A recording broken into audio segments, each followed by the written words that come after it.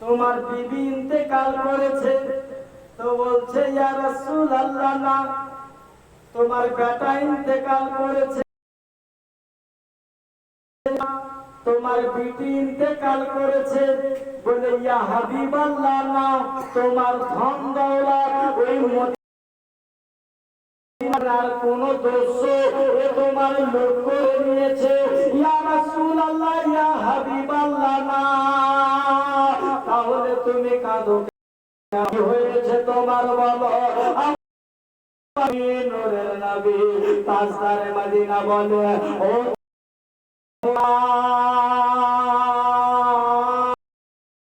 তোমার কি মা ইন্তেকাল করেছে, তোমার কি বাবা। মায়ের কথা যখনই নবী পাক আমার নিলে, পিতার কথা যখনই আমার নবী পাক নিলে, সঙ্গে সঙ্গে জ্ঞান শূন্য হয়ে গেল। আমার বিশ্ব রাসূল সোনার পুতুল সিদ্দিক আকবরকে বলে, ও দিওয়ানা সিদ্দিক আকবর, উমর গো, তোমার ভাইজানের জ্ঞান শূন্য হয়ে গেছে। পানি দেওয়ার সঙ্গে সঙ্গে জ্ঞান ফিরল। বাবা, তোমার বিবির কথা বললাম, তুমি কিছুই হলো না। তোমার বিটির কথা বললাম, তাতেও কিছু করলে না। তোমার বেটার কথা বললাম, তাতেও তুমি কিছু বললে না।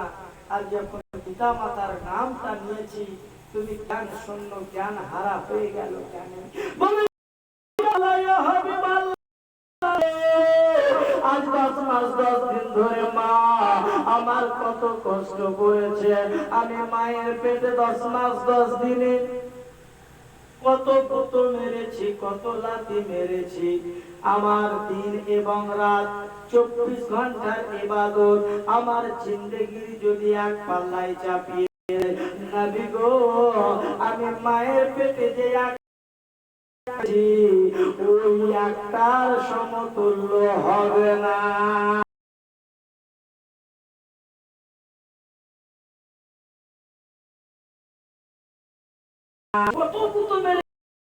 আমার জীবন, আমার লাইফে দিন এবং রাত 24 ঘন্টা যদি আমি একটি পাল্লা, ওই 10 মাস 10 দিনের মায়ের পেটের প্রতি লাথি যদি একটা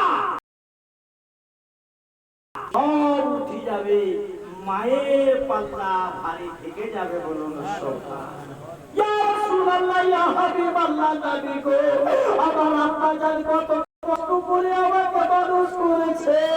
আমার আব্বা জান কত কষ্ট করে নিজে না খেয়ে আজকে আমাকে খাইয়েছে। ইয়া রাসূলুল্লাহ, ইয়া হাবিবাল্লাহ, নবী গো, এই মদিনার জঙ্গলে কাঠ কেটে, এই মদিনার মরুভূমিতে গাছ বেচে আমার ছেলে আমাকে কত লেখাপড়া করিয়েছে, আমাকে কত সুন্দর মানুষের মতো মানুষ বানিয়েছে।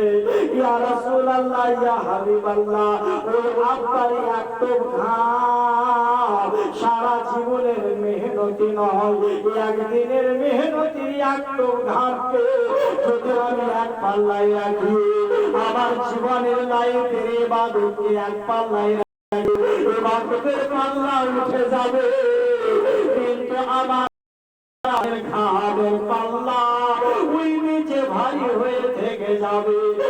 পিতার মর্যাদা দুনিয়ার কেউ দেয়নি, মাতার মর্যাদা দুনিয়ার কেউ দেয়নি, আমার আল্লাহ পাক দিয়েছে।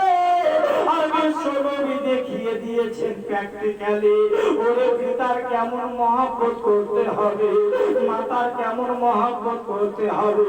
আর ওই পিতার মহব্বত করলে ফায়দা কত তোমার হবে, ওই মাতার মহব্বত করলে উপকার তোমার কত হবে।